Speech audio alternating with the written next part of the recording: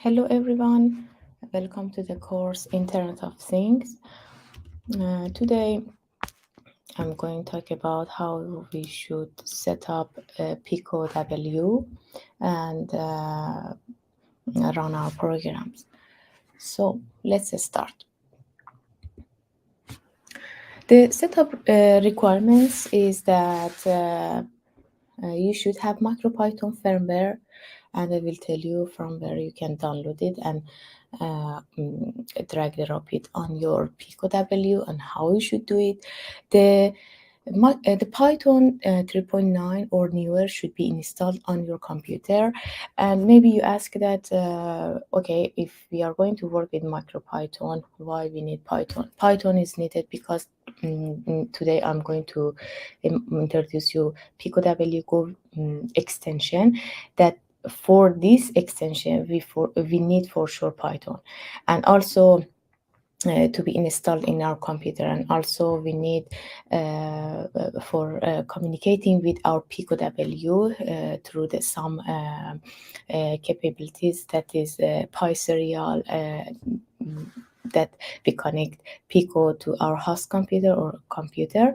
We need to install Python. So it would be better if you install Python 3.9 or newer version. And the other requirement is that you should have VS Code extension, as I mentioned, Pico W Go. You can see here with the ARM Raspberry Pi, Raspberry. And this extension is a Visual Studio Code extension that designed to simplify and speed up the development of MicroPython projects for the Raspberry Pi Pico and Pico W boards. And this extension is for auto completion and the rep console for the Raspberry Pi Pico and Pico W. In brief, Pico W Go is good for, it includes for auto completion and docs, console integration for communication with MicroPython reps on the Pico W board, and also running and transferring files to or from your board. Okay, let's see how we can set up the environment. First of all, you should install latest VS Code version from this link. I wrote the link here for your comfort. And Visual Studio Code, or VS Code in short, it's a popular open source editor that developed by Microsoft.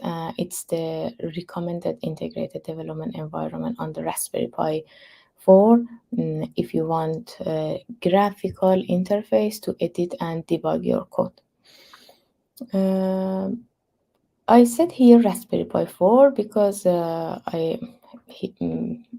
here is supposed that we are using our Raspberry Pi as a host computer, but it can be your computer, so you can install VS Code on your computer.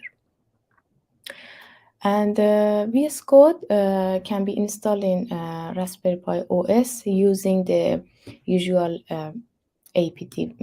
apt procedure. And you need to use these commands for that: sudo apt update and sudo apt install code. If you are using terminal, you can use it, and either you can go and download from this link and install this on your computer. Okay, after that you should install Pico W Go, for sure version 2, but extension.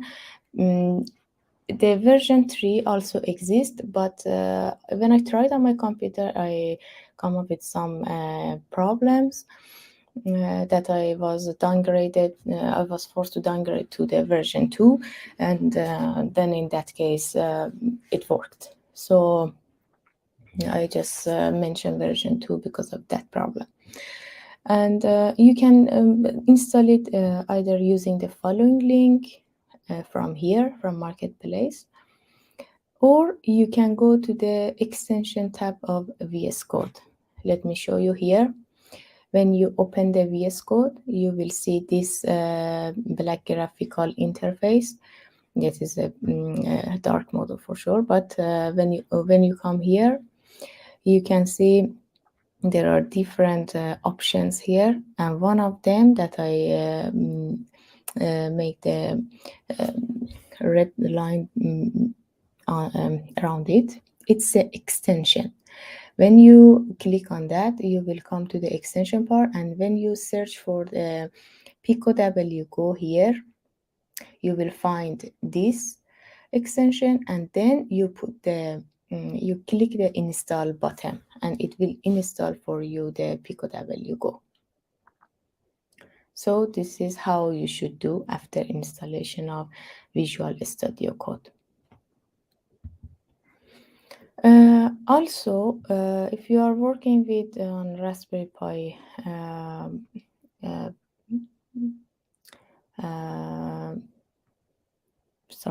also you can install the Pico W Go extension for working with MicroPython on Raspberry Pi. Pico. Here you can write this code for downloading it. If you follow this install extension MS Python, install extension Visual Studio PT team, and also VS Code IntelliCode and PyLance and Pico Go, they will all installed for you. Okay. Third step is that you should flash your Raspberry Pi Pico W. We need to flash our Raspberry Pi Pico W. It means that we need to make put a firmware on our Pico W that it can be able to run our codes, the MicroPython code that we write, and it can be interpreted on our Pico W. So for that, we need to put Raspberry Pi Pico W in download mode using the white boot cell button, and I will show you this. Before I showed you that there is a white button that is called boot cell button. And how you should go to download mode while plugging the micro USB cable into Raspberry Pi Pico W. Push and hold the white button to mount the Raspberry Pi Pico W as a mass storage device. That is called on your computer will be mounted as a RPI RP2. So if I want to show you here,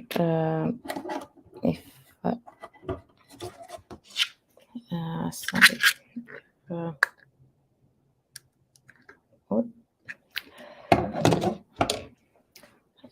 There is a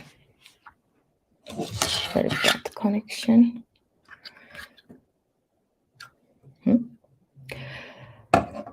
Okay, I will show you in the video that I prepared. Is not much difficult. So then after while you are plugging, then release the boot cell button after your Pico is connected, and then we do this process only once because we need only upload or drag this firmware only once on our Pico W. So the next time, if you want to update the existing firmware, you can use the machine.bootloader command at the MicroPython REPL. And you can also access the REPL console via USB serial. So REPL, if you ask, is read, evaluate, print, and print, and oh my god, I forgot it. Yeah, I will find it later. This is an abbreviation for REPL. So after this process, after that you hold your uh, push button by plugging micro USB into Pico W, and after you put the code, then you release it, and the UF2 file will be removed after flashing. So you shouldn't you shouldn't be worried. Don't think that if the UF2 file is removed, then there's nothing on that. No, after flashing, it will be removed.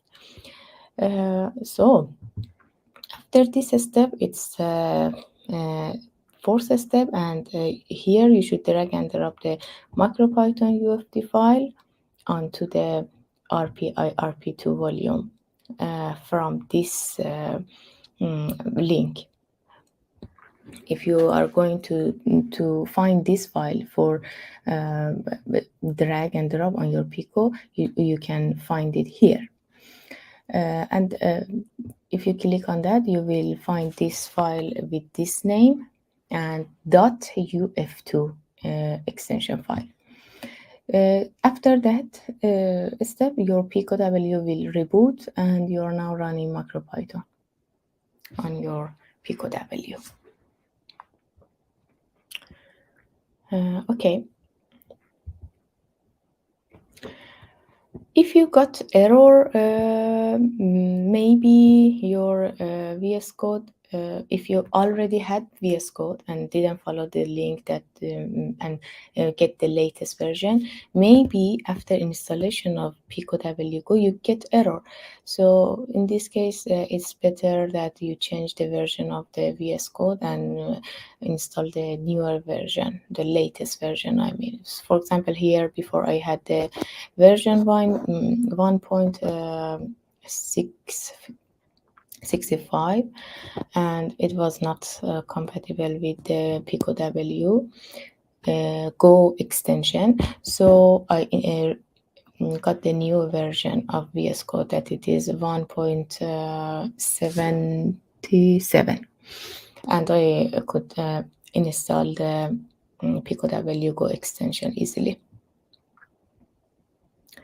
And here from this link, you can get the latest version of the VS Code. And if you are going to, if you want to know how to check your VS Code version, just open the VS Code and go to the tab code, and then about VS Code, and you can see what is the version of your VS Code. Now it's time to check if our Pico W is working. For checking that if it is working or no, we need to create a project and test it. So for this purpose, we create a folder in our system directory. Everywhere you can have it. In my case, in my system, it's in users, my username, and in folder that I made it GitHub, and then Pico W MicroPython. All the codes that we will write here, and maybe you think that they are the photos and they are not easily copy, you cannot copy easily. I will put them all in my GitHub, then you will you can access all the codes. So in this directory, I created a folder and name it Pico-MicroPython, as you can see here, Pico-MicroPython. After creating this folder, you should open VS Code and create a new file in this directory and name it main.py. Please notice that you should name it main for now. And later I will teach you that we can have other files, boot.file, and we can configure it. Then your main file can be renamed to the any name that you want. But for now, you should keep it as main.py. After you create this file, write the following code in the main.py This snippet code should be written in your main.py, as you can see here. From machine import pin, from time import sleep, pin equal pin, parentheses, quotation LED, comma pin dot out and close parenthesis, while true, colon, pin dot toggle as a function, that's parenthesis, and sleep 1 second. So after that, after you write this snippet code, go to the setting and command palette, open the command palette and Pico W go. You should find this command and execute configure project command. And setting, in this VS Code is shown by this gear wheel, as you can see here. After you did Pico W go and configure project, and then this will install all the packages and configuration required for the Pico W project, and you should be able to see the two configuration files that are named VS Code and .pico go, as you can see here, .vs code and .pico go. After you do this command configure project, these two config file will be created.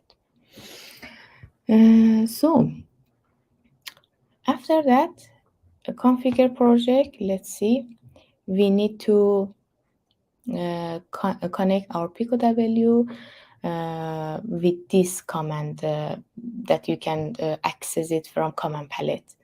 So you need to run Pico W go connect command.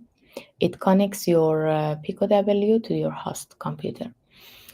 After that, you need to upload the project onto Pico W, either using 3 dots at the top of right of VS Code, like the following photo here.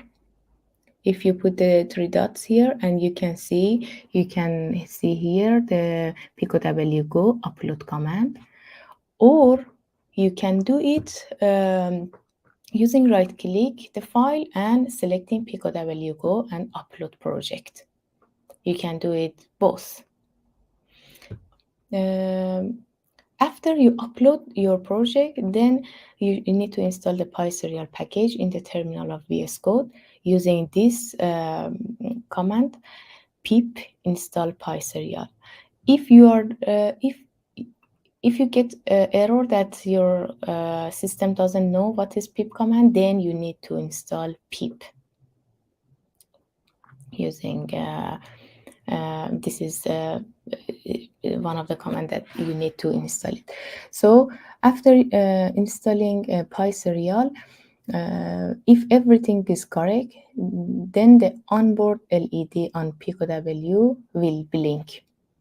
I will show you here. And you should see the results on your console that it reads the you have the data here that you should see in the console, and this LED, built-in LED, is blinking. So let's see here. This is the onboard LED, as you can see in the photo.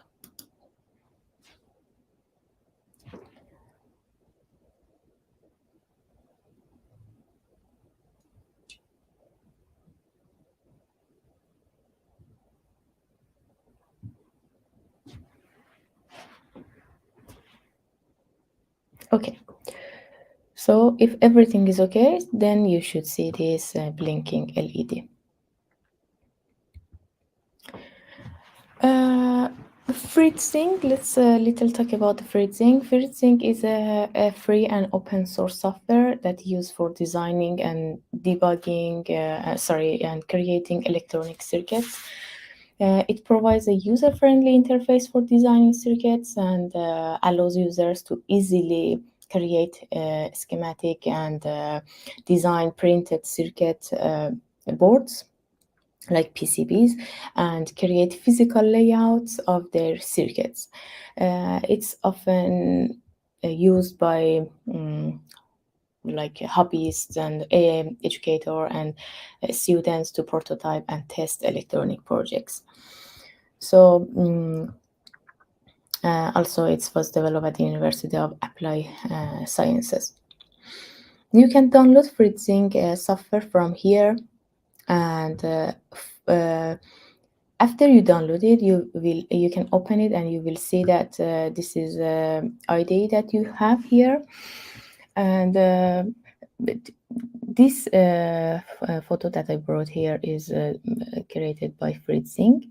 I found a sensor here in this area, in my parts area, and also I selected one breadboard and put a Pico W on that and wiring.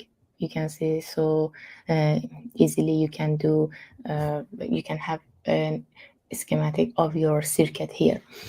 And if you open it and search for the microcontroller that you need, you will not find a Pico W from the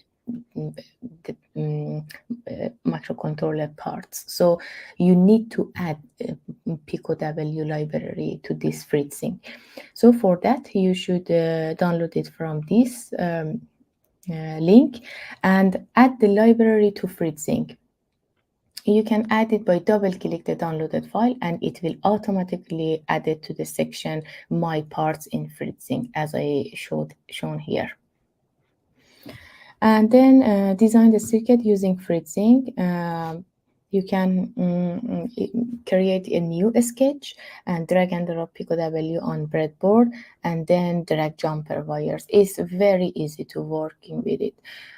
So just it's like a drag and drop. Find every module, every electronic component that you want, and drag it, and then drop it here. And then you can connect it. So for every circuit, you should be able to work with Fritzing and create it. And then you go and make your real circuit. So let's see what is a DHT22 sensor and its characteristics. DHT22 is part of the DHT-XX, and in this case XX is 22 family, and the improved version of the popular low-cost temperature and humidity sensor, I mean DHT11, that is used in DIE project. DIE is do it yourself, is abbreviation of do it yourself. And why it is improved version? Because it is more accurate results. It has more accuracy. And the DHT22 has a white plastic case, like here, as you can see it is white, while DHT11 is in blue case, as you can see here. This is in blue. And the DHT22 can be supplied with 3.3 volts and the same voltage that the Raspberry Pi Pico W operates on, and simplifying the connection process.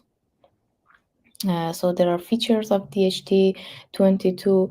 Temperature accuracy is the tolerance is minus plus 0.5 Celsius.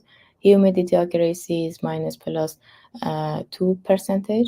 Temperature range is from minus 40 to plus 80 Celsius, and humidity range is from 0 to 100%, and sampling is 0.5 per second, and supply voltage is 3 to 6 volt, and the current is approximately 1.5 milliampere. So you can read more about this project, how to this is how we can do it another IDE or language Arduino, but more it gives you more idea. that how it works. But for our course, our lecture, it's enough to know about DHT22, and I will show you how we can work with it in MicroPython programming course. So connection of the DHT11 sensor. This is DHT11 sensor. So it has 3 or 4 pins depending on your module. As you can see here, it has 4 pins, and one is not useful, so we will only find 3 exposed pins on the module. Yes, this one we don't need to work or know about it. Only these 3 pins, VCC, data, and ground. We will work with it. And it's important to note that the pinout of the DHT22 module can differ depending on the manufacturer, also DHT11. So how to read the pins? When holding the sensor towards yourself with the grid in front of you, like this, if you notice here, if I'm show you here, you can see this is a grid part, and I hold it in front of me, the grid part, and here, and I will hold it in front of me, the grid part, and then I will read the pins. This is VCC, this is the data or signal, and the fourth one is ground. And we don't need to work with the third one.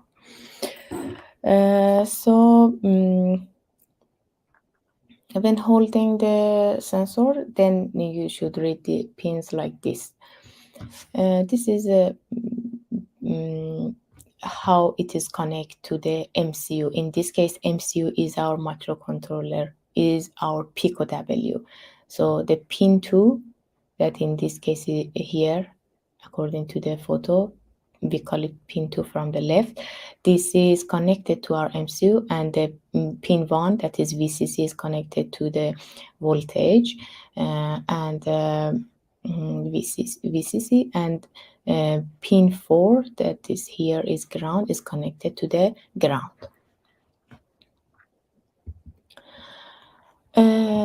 Okay.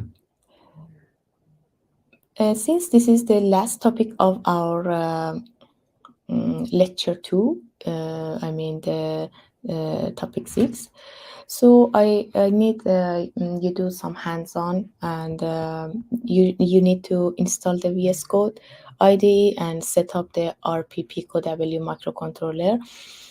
Also, you should flash RP Pico W using the UFT firmware bootloader, as I shown you how to do it, and you need to connect your DHT11 sensor to your Pico W using a breadboard and jumpers, and like this. This is how we should work with the Pico and the wires that we have here, and connect, also have connection here, as you can see I've done. You can also do it, and with this micro USB cable, that this part is going to connect to your host computer, and this part will connect it to your Pico, like here. Then this will be connected to your computer, and then after that you should run the built-in LED. In this case, that in hands-on that we have, you don't need work with these wires, or at least the sensors, but you need to work with the Pico W and the micro USB, and just flash your Pico W and run the built-in LED snippet code that I wrote for you, and check your Pico W works properly. And for connecting the temperature or humidity sensor, I mean DHT11, to your Pico, then you need first make a circuit diagram using Fritzing, and you should learn how to do it. Okay. Summary, we define microcontrollers and how they are different from single board computers, and we introduce RP Pico W and look at its specifications. We got to know the Raspberry Pi Pico W pinout diagram in whole lecture that we talked about, and we got to know digital communication protocols, yeah, like I2C and SPI and UART, and we look at different electronic components, and we learn how to do soldering, and also we got familiar with Fritzing circuit diagram, and we got to know how to set up Pico W in VS Code IDE, and we learned how to run first program that it was LED blinking on our Raspberry Pi Pico W. So the next slides, the next lecture will be about TCP/IP model layers and protocol. Thanks for your time, and I hope you enjoyed this lecture. And if you have any question, please Slack on the group that we have, and you are welcome to Kalmar IoT Lab and in my office. Goodbye.